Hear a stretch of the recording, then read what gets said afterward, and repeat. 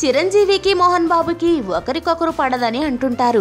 అది నిజం కాదని చిరు మోహన్ బాబులు ఎప్పుడూ స్పష్టం చేస్తూ వస్తున్నారు.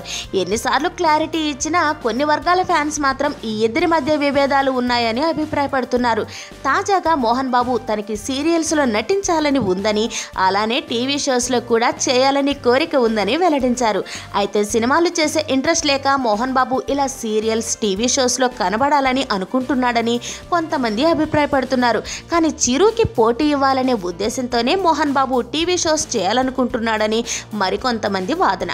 చిరంజీవి బుల్లితెరపై మీలో ఎవరు కోటీశ్వరుడు షో చేస్తున్న విషయం తెలిసిందే.